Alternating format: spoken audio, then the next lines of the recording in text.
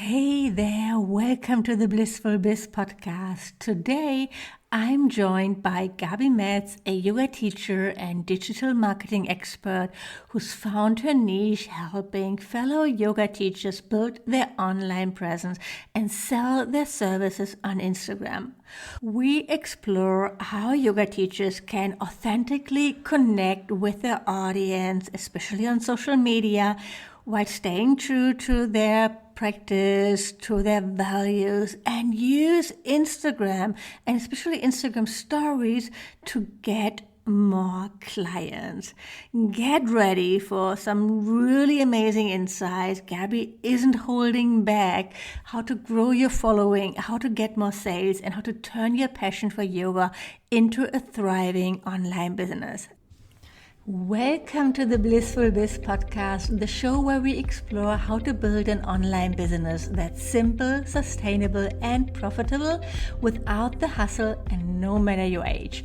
I'm your host, Susanne Reicher, and my mission is to help you package your expertise and create a blissful, highly profitable online business that aligns with your passions and values. In this podcast, I share practical, actionable advice as well as insights from my own business journey and the valuable lessons I've learned building my online business. If you're ready to build a business that brings you both bliss and success, you are in the right place. Welcome to the Blissful Biz podcast, Gabi. I'm so excited to have you here. Oh, I'm so excited to be back, Susanna. Thank you so much for having me. You're so welcome. I don't even remember when was the last time that you've been on the show. I know it's a while ago. Yeah, it feels like a long time ago, but I feel like I see you on Instagram all the time. So Same here. So for people who don't know you yet, can you just quickly introduce yourself, what you do? Perfect. Yes, of course. I am an online business coach for online coaches and yoga teachers who are scaling to consistent 5K months. They want to build their business online, really stand out as an industry leader and create financial independence, just a strong, incredible woman. So that's my big mission. I love it. I also love that you're also working with yoga teachers. And I think you also started basically teaching yoga online and then became a business coach, right? Yes, exactly. It was in the pandemic, of course, when the entire world went online and I lost my job at the studio. And so I was teaching online and I was doing really well and my classes were getting full. And some friends of mine were asking me how I was doing it. And I was obviously just using Instagram. I've got 15 years of marketing behind me. So it just felt so natural to me. And then they started asking for help. And before I knew it, I was just coaching yoga teachers on how to fill their classes. And the whole thing just snowballed. And now it's just turned into this incredibly amazing business. So I'm just so happy with obviously the direction the universe took me. I love that. And you're living in Auckland, in New Zealand? Yeah. Yes, we actually immigrated in the peak of the pandemic. We Okay. left South Africa and I actually started this business. We were inside military quarantine for 14 days. We were in a tiny hotel room, my husband and my two boys. We were only allowed outside for an hour a day. It was crazy. And I just thought, I'm going to make a business out of this. So I remember we spoke about this last time, listening to your course, and I was writing blogs and I was determined to build the online business. And so I started building an online course and just incredible. And so immigrating to Auckland, this is really where it all began. It's such a beautiful place. I think, I don't know if I told you that last time that I nearly grew up in Auckland, that we actually moved there when I was 9 years old. My mother fell in love with a guy from New Zealand. My parents already been divorced. And so she took us kids and we moved there. And then, when we arrived after that, the relationship didn't work out. So we had to move back to Germany. Oh my word. I think we spent 3 months there. I even went to school for a few days and then it was the summer holidays. Oh man. Oh no, that's so crazy. Listen, it's so beautiful here, but I Being mean, back and on a round the world trip, I spent 2 months in New Zealand and I loved it. it's That was amazing. That was 2002. Yeah. You gotta come back. You gotta come Yeah. back. I'll One take you. day. But now I have my little Luna, my little dog. So Yes, I know it's hard to leave them. yeah, I mean, we just like managed our first flight to Germany in the cabin, which was great. So, but yeah, you can't go to Australia or to New Oh Zealand. That no. would be crazy. So Mm. yeah. No, I So know. We actually, when we immigrated, we took our dogs. They were in the cabin all the way from South Africa, and shame, my one dog, he's just an anxious wreck. So never mm, again. yes. No, I do that when I'm in my 70s, when I already planning for a big round the world trip with other places that I haven't seen yet. That sounds amazing. Okay, That's like great. my Okay. adventurous spirit, right? Yeah. Yeah. So, but I'm so excited to have you and to chat more about especially Instagram. And you shared a post this week where I felt like caught. So you Oh, talked about, I was like, is she talking to me? Sharing your to-do list and cute dog to stories is exactly why you don't have dream clients asking for the stop. link. I was like, is she looking at my stories? Wow. Because that's exactly what I do a lot. I mean, it's not the only thing I share in my stories, but obviously there's a lot of content about my dog. And yes, sometimes I share like what I'm working on. So why isn't that a good idea? And what should we do instead? Let's get us started here. Let's get the record straight what we should do.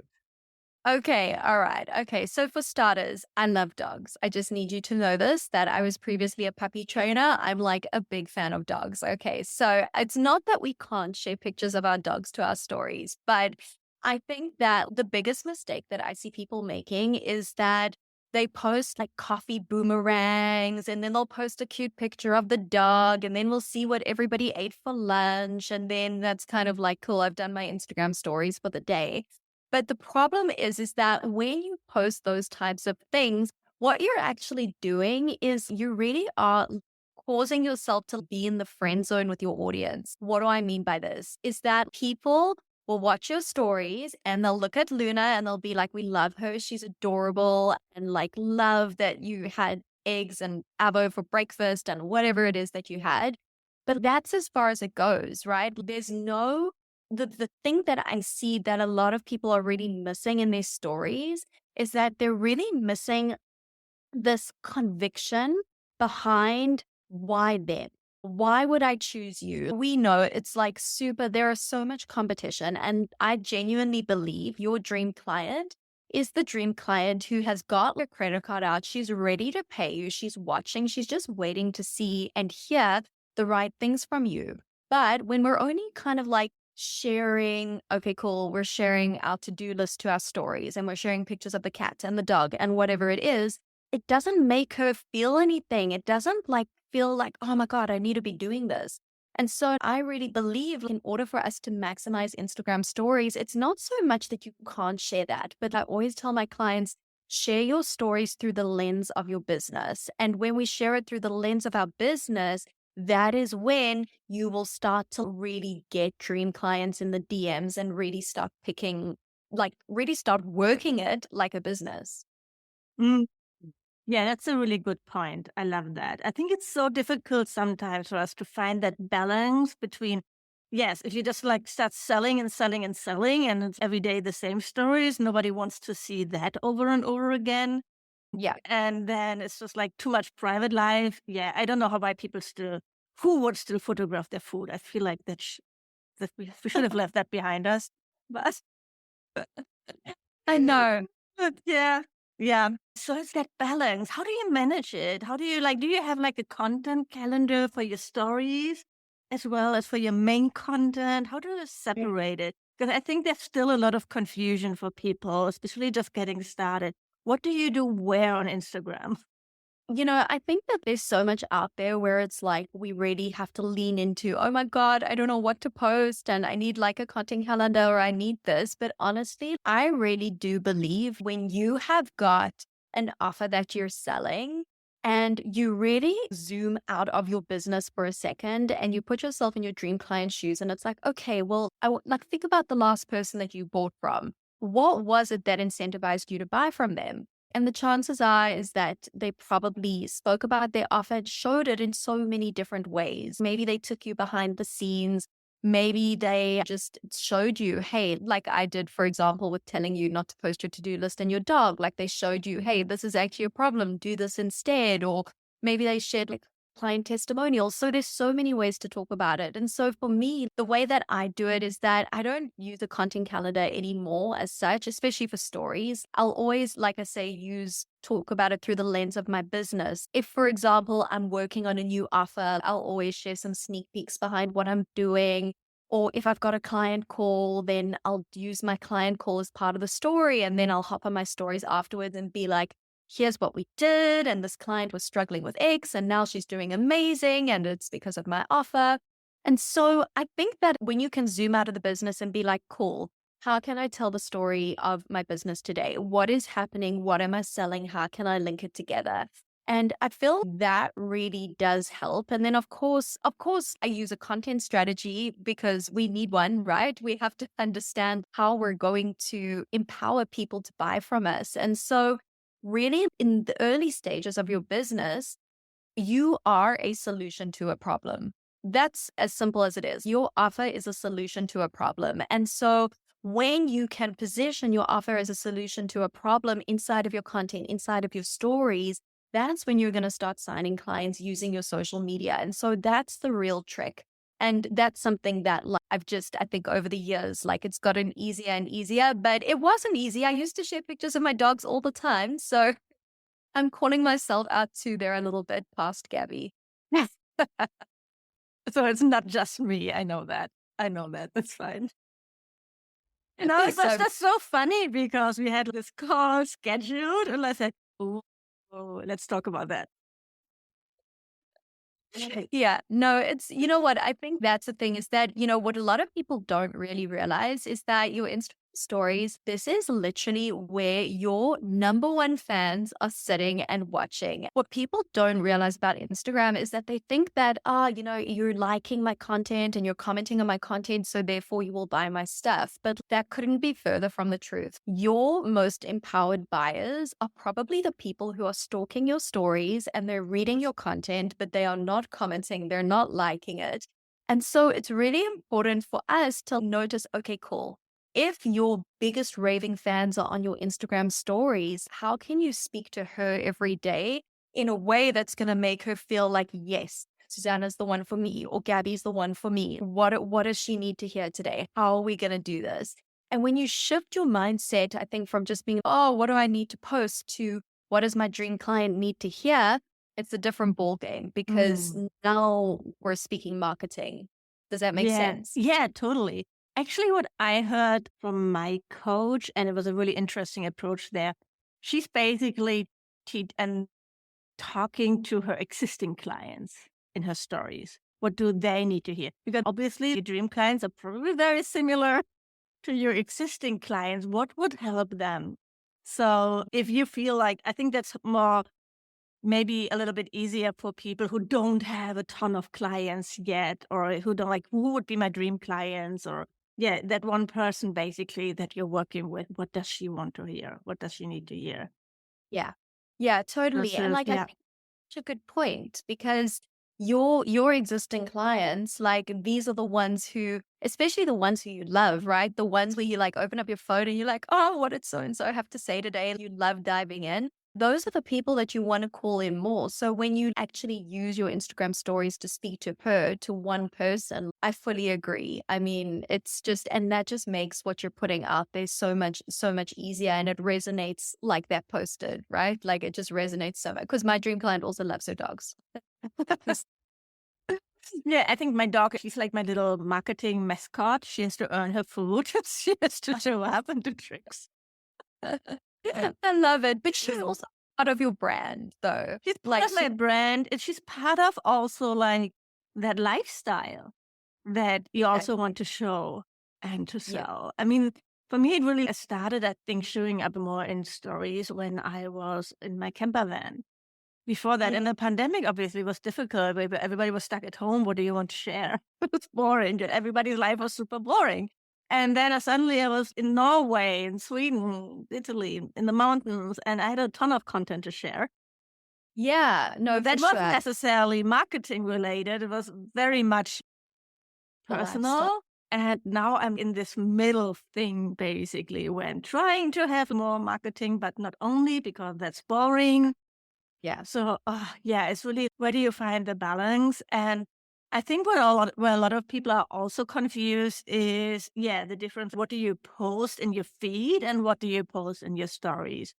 Can we go Oh, deeper into that? yes. Yeah, that's such a good question. So, the way that I see it is that there is no difference really in terms of what we post to our feed, what we post to our stories. Because, spoiler alert, and my stories can be super exciting or they can be super promotional. It just depends on what's going on that day. But I repurpose a lot of stuff from my content to my stories and vice versa. So, I think that the way that I do it and the way that I teach content is that I teach content through the lens of 5 different content types where we're making people aware that they've actually got a problem. We're educating them about why our offer is the absolute best thing on the planet. We're sharing stories, we're sharing our client stories or our own stories. And then a piece of content that I see a lot of people miss, which is your brand content, right? Which is you, your perspectives, your beliefs, your opinions, just what makes you you. And so whenever I go to post anything, I will always kind of cycle through that. But I'll also make sure that I'm cycling through that in my stories as well. One day I might be talking about maybe an educational piece in my content, but I might be talking about a client story who had an amazing experience in my stories. And we'll just kind of bounce between the two because I think that that's where people go. They just get too complicated. And it's, I need to post this and I need to follow this script and I have to do that. But when we just look at it as a whole, like Instagram stories are nothing strange. It's just a different type of content, right? So it's the same as like, okay, cool. We're going to write an email. We're going to post to our feed. We're going to do our stories, or we're going to go on TikTok, or we're going to go on LinkedIn. It's just another way to communicate. So yeah, that's how I like to think about it. And it just makes it because then you're able to talk about your offer in so many different ways and people resonate with it. Yeah, I love that. And I think it's also, I think what you're touching there is that as a yoga teacher, as a coach, or it's like most of us, we use Instagram different than what an influencer would do.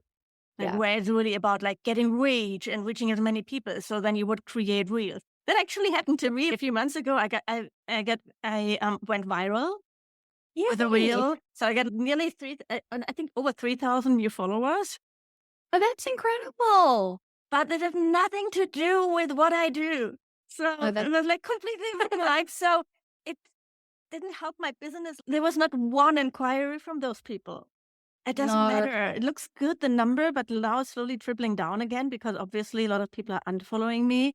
It was this video clip with Hugh Grant and Drew Barrymore Oh, where she asked him, "Do you have a gratitude journal?" And he replies, "Don't be absurd.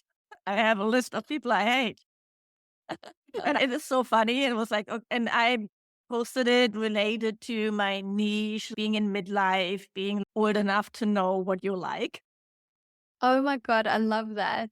It's so Yeah, it's so funny oh, because it's really like people dream about going viral and they see all those influencers like posting and sharing and try to do the same thing, but that's never going to really help you get clients. no.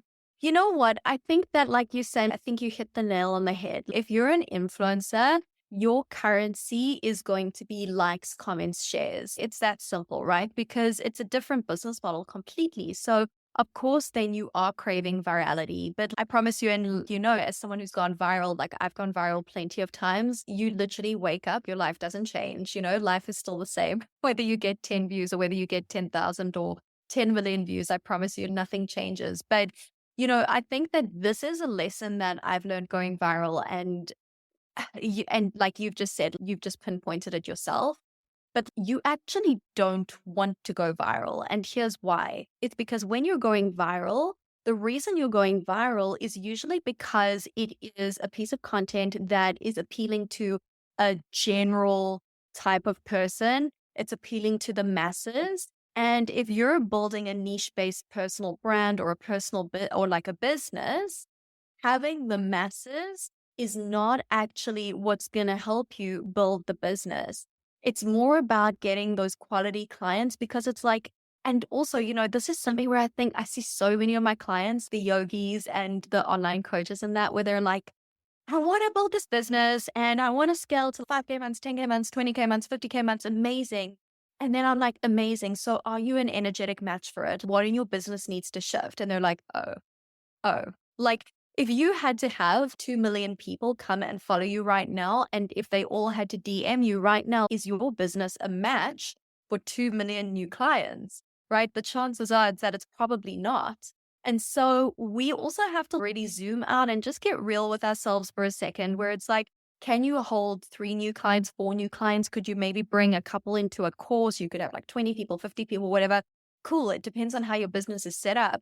But when we really are looking at virality, that's just not it. Like your focus is always on quality over quantity any single day. And like you say now, and then they all just all end up unfollowing you because it's like they got what they needed and then they go. Yeah, exactly. I don't think that, engagement, I don't really look at the numbers about reach and engagement. I don't really care. It's not where I want to spend my time and energy to worry about a tool that I can't control anyway. But I don't think it had such a big influence. Didn't help though. Yeah.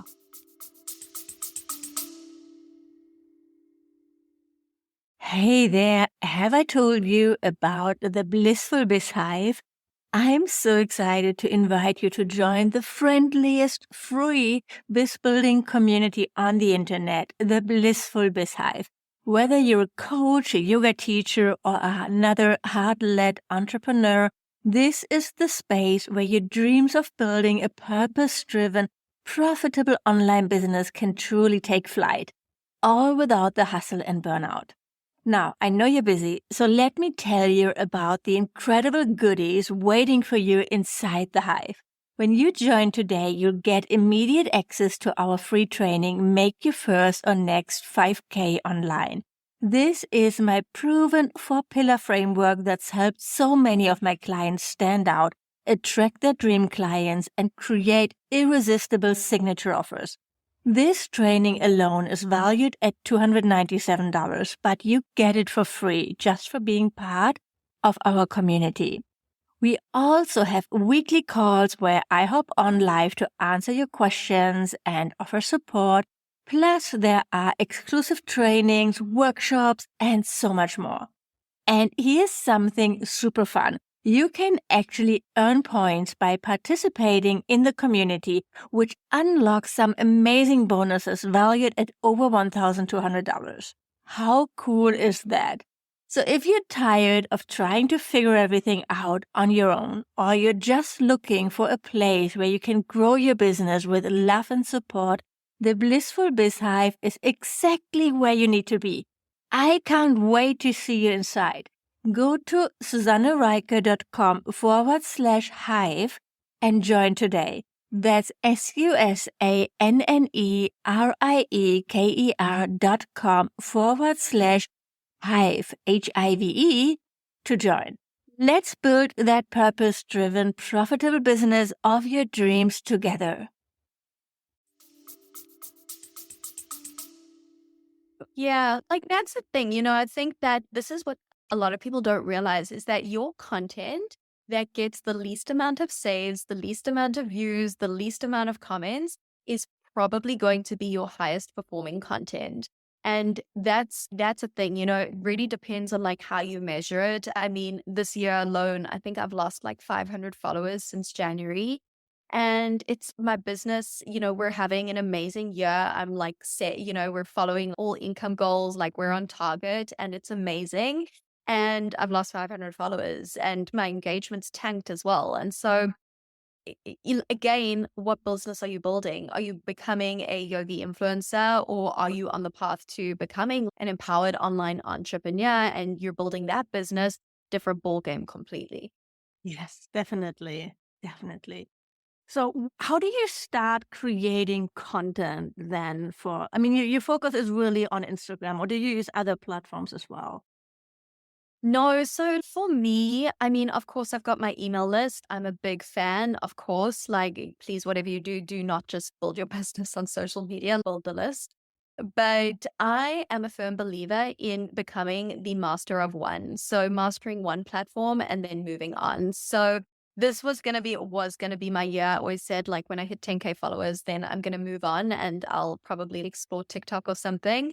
But I was like, you know what? Like, a lot of people have this idea, and I don't know if you're finding it too. A lot of my clients at the moment think that LinkedIn is the answer, and it's like, let me go on LinkedIn. This is where my next client is. This is where the people are. And so it's interesting because for me, I believe master your business first on one platform, build your email list. Of course, it doesn't matter if you're using TikTok, Instagram, LinkedIn, whatever it is that you're using, but really get good at it, because a content strategy, whether you're on TikTok or Instagram or LinkedIn, is the same.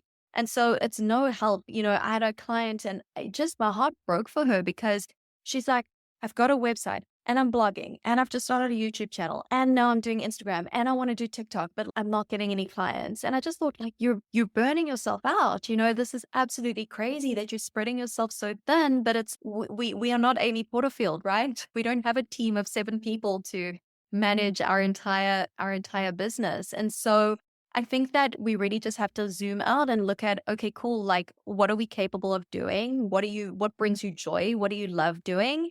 And create content for that platform, get really, really good at it. And then you can look at branching out if you want to. So for me, Instagram's been amazing to me. It's how I've built my business from day dot. And yeah, I mean, so far so good. I haven't branched out yet. No, I love that. I think that's perfect. I think that's great. And I think it's also, yeah, I mean, I hear those things about LinkedIn too, but I don't hang out there. I don't enjoy going through the feed. It's like, oh, it's so boring for me. It's like, reminds me of my corporate background and it's not inspiring to me. So why would I, even if it would be smart strategically to post more there or to repurpose? I'm a big fan of repurposing your content across different platforms, like have one piece of content and then you put it everywhere without a lot of effort. And now with AI, it gets even easier. So it just takes me like an hour or something to really publish the podcast, create the newsletter, the show notes, the blog post, the pins for Pinterest, and boom, put it out there. Oh my gosh, you're a unicorn. But yes. Well, no. You just like put it into Claude. That's the like ChatGPT. I use Claude. I love it. And just like, now here's the script. Turn this into a blog post. Now, so you just tell it what to do and teach it how to write in your voice. Add a little bit of your personal stories. I think that's something that, oh my God, it's on Instagram too. Let's talk about that. Let's talk about AI, because everybody gets so excited about it and it makes your life so much easier. It can be really, really helpful. But at the same time, now we got also really good at seeing, oh my God, that's been written by ChatGPT and everybody sounds the same. Especially when you have those double emojis, you already know that post has been written by ChatGPT. So I feel like, we're like going back and forth and do I have to write everything myself again? It takes so long. What do you do here? What's your take? It's so true. It's so funny. Like, I can literally smell ChatGPT on people's content from a mile away. But honestly, I love ChatGPT. So I use it very similarly to you, where it's like, cool, this is my take this post, turn it into an email and vice versa. And a lot of the time, what I actually do with it as well is that I'm like, if I'm in a creative rut, because the way I create my content, I go through phases of batching my content where I'll try kind of create it all in one day, but usually I'll do it every day. Like I'll create an hour before I post. And if I find like I'm getting stuck on things, like I'll go into ChatGPT and I actually will say, can you tighten this hookup and make it sound more like Gabi Metz? And it's amazing. And it will come back and it will just make it sound like a few little fine tweaks. And so I do use it. I must be honest, I'm probably not using it to the best of its ability, but I have found it to be incredibly helpful in terms of repurposing, like you say. And I think that another thing that's been really helpful is the way that it helps my clients, because now for them to, I understand like not everybody's got a marketing background. Like you've also got a marketing background. So it's so much easier. Like we didn't have that though. We didn't. No, we didn't have that. That's true. That's true. But it's like, it makes it so much easier for them to be able to be like, okay, cool, work this out about my ideal client. Help me put this into X post or X words or whatever. So I think use it, but like you say, train it to sound like you. Be just whatever you do, just God, please don't copy paste it directly and have your double star emojis next to each other, because we know. Don't do it. Yes, exactly. So yeah, it's finding that balance.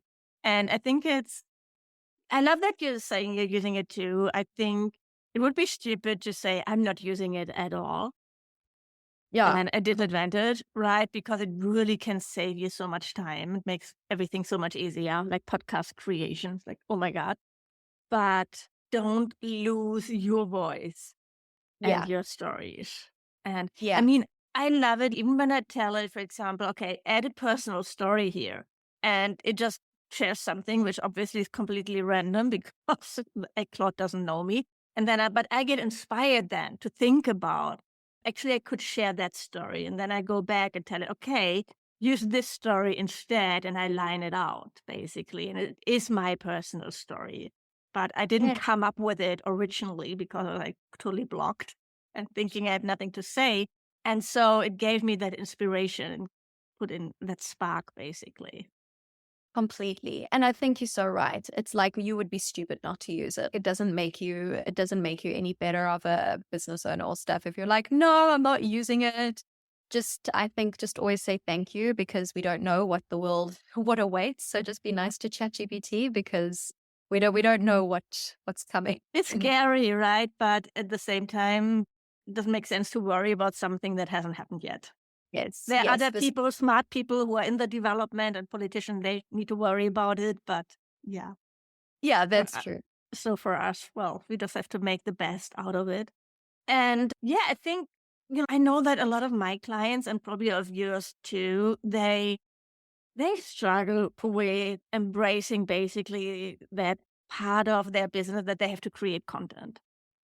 But I just want to teach yoga. I just want to serve my clients, and that's not, I feel that's not really the economy that we live in. Unless Yeah. maybe when you are a local business, then yes, different rules apply. But when you want to build an online business, it feels like everybody's a content creator. Yeah. Yeah. And it's like, the truth is, it's like, for me at least, your content is the lifeblood of your business. It really is. And even if you are in person, I mean, we actually went for dinner tonight to our small little beach club. We've got a little restaurant there, and they were closed for a bit. And they said they made one Facebook post. I mean, listen, they're hardly internet marketers, right? So they made one Facebook post and they were booked out. It was so busy. It was crazy. You couldn't get in. The point is that you can either hide your head under a rock and be like, oh, it's so hard. I don't know what to do. Or it's like, actually, no, I mean, hello, like you're a flipping yoga teacher, you're changing people's lives, and you've probably got a million other certifications, or, you've got all of this incredible knowledge that you've learned over the years. Like, it's just learning a new skill. It's just learning a new skill and how to articulate it. And so something that I see people say a lot, which I don't necessarily agree with, is when everybody's like, oh, but everything's content. It's like, yes, but no, right? I think for us, it's about being really smart and like leveraging the story that you want to tell. And so, for example, for me, I'm a mom and I've got two little boys who I absolutely love.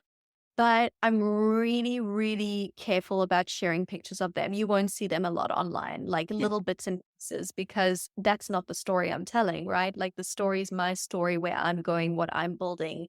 And they're kind of part of it, but they're not the full story. And so I think that there's this pressure that we have to share everything. And there's this pressure that we have to be videographers, and we have to be like, know how to use CapCut and InShot and do all of these things. But honestly, you can keep this like as scrappy as you want to. You can be a Canva artist, like you can do content any way that you want, but you have to make a decision that it is going to be a non-negotiable. Like, a lot of my clients, and I'm sure yours, struggle with consistency. And it's like, I always say to them, I'm like, do you brush your teeth every day? Give or take like a night.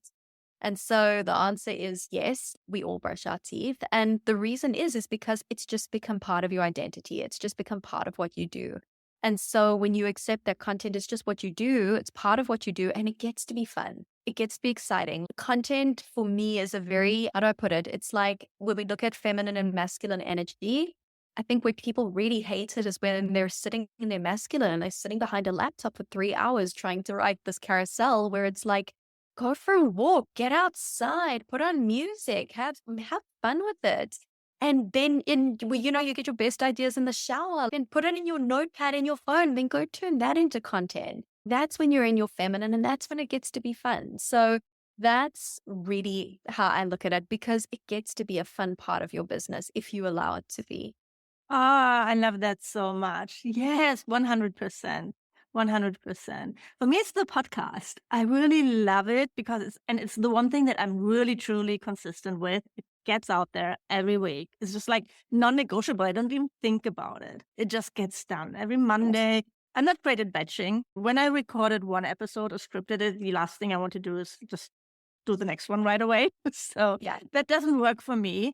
Sometimes, especially when I do a lot of interviews, I have a few episodes in the bank. But normally, I just think about, I have my content calendar, and then every Monday I record it, and every Tuesday I publish it and do the repurposing. So I even spread that out because otherwise, too much. So, Yeah. but that's how it works for me. And it's, for me, the best part of it is really the connection.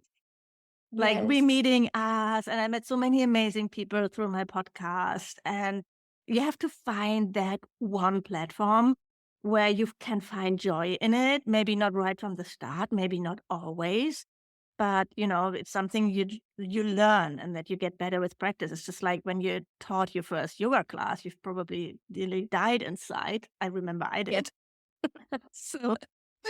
And yeah, and I love that you said that it's something that you have to learn and to master skill and embrace. And it's just, actually, I think, because I said before, it's like part of having an online business, but I think it's always been part of business. Like Procter and Gamble, they invented soap operas. They created TV, basically. Radio was basically invented to run ads.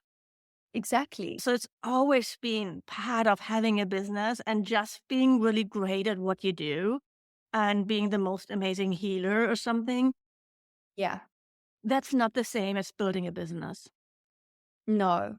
And it's a hard one because you want to be able to change people's lives. And I genuinely believe, for me, when I look at these incredible people that come into my life, they've got a much bigger purpose than I just want to make money online. They've got a big purpose. They feel it in their bones, and they really are coming in because they know that they can change the world with their gift. They know they can raise the frequency of the planet truly with yoga. This is what I believe to my core.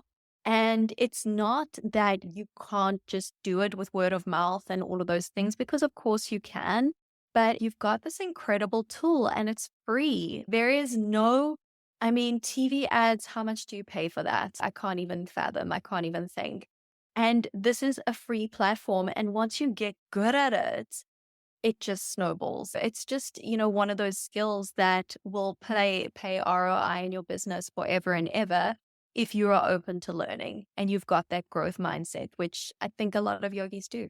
Yes, definitely. So do you have like 3 tips or something for people how they can improve their content on Instagram?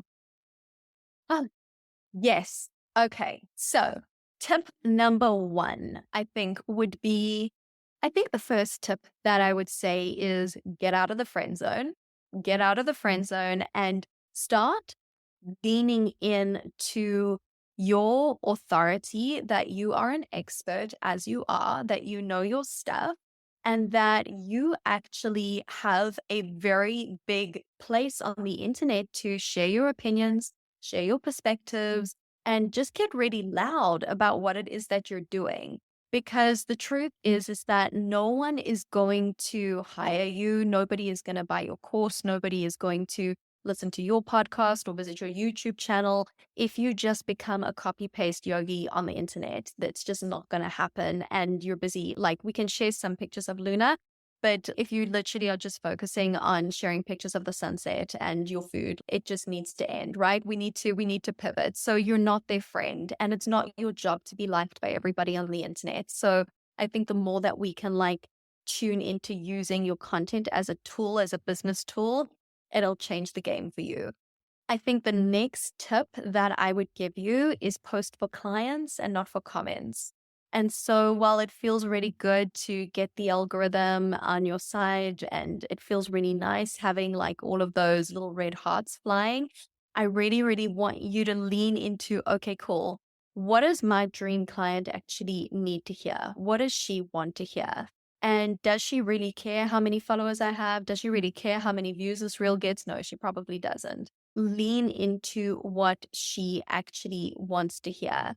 And I think that the other thing that I would say to you is like, I'm trying to think now, actually, there's so many tips that I could probably give you, but I think the last tip that I would really give you is that do not look at other coaches on the internet, other yogis, other people with like hundreds of thousands of followers and think that that's the way that you have to do it. Just because she speaks one way, I have to speak one way. Or just because she does carousels, I have to do carousels. Like, create content the way that you want to create it and get really good at it. Get really good at it. If you want to do reels and you don't know how to make them, go and learn and go do a reels course. If you want to get really good at carousels and you love reading them and stuff like that, good. Go get good at Canva. These are things that are going to just make the biggest difference in you actually enjoying it. Because another thing that honestly I don't think people talk about is that your energy that you post with, like when you're posting with like, oh, no one's going to read it anyway, algorithm hates me. Or when you're posting with like, I am going to sign on a client today. This is going to reach my dream client. I can't wait. Like, I know that she's going to read this and this is going to be the thing. Two different energies. And like that magnetism is felt through because your dream client, they can feel it from a mile away when you're posting with like the energy and the I've got this, let's frickin' go. My name's Gabi Metz or whoever you are. And that's it. So just know that it is not just posting. It's really be intentional with what you're doing as well. Wow, that's been so helpful. Thank you so much. Really to the point. Yeah, I'm sure people are going to write it down and take notes. Where can they go to learn more about you? So Instagram. Instagram. You can come and find me. My handle is It's Gabi Metz. And that's really where I hang out. That's where we can just connect in the DMs over there. You changed your handle, right? So for people, some people might still know you as the content yogis. I feel we should mention that. Yes, that's true. I did. I recently changed it. I've been going through a little bit of a rebrand. So it's been interesting, but I just felt like it was just the next step. And again, like, I think it's a lesson, is that as the content yogi, I felt like I was hiding certain parts of myself. And now as I move into It's Gabi Metz, it's a little bit more me. I'm getting a little bit more bold and louder. And so that's just it. Amazing. Yes, I'm going to share the link in the show notes, obviously. So connect with Gabi. Let her know I sent you. I think you also have some great freebies or offers to get started when you want to learn more about stories and social media. Yes. Perfect. I'll drop it. I'll send you the link for that. I've got an amazing freebie to get you guys started on the exact pin posts that you need to really turn visitors into followers and followers into clients. So I'll drop that for you. No problem. Thank you so much. Yeah, I really appreciate it. So people are going to love it. Thank you for being on the show. It was so lovely to talk to you again. Oh, thank you so much for having me.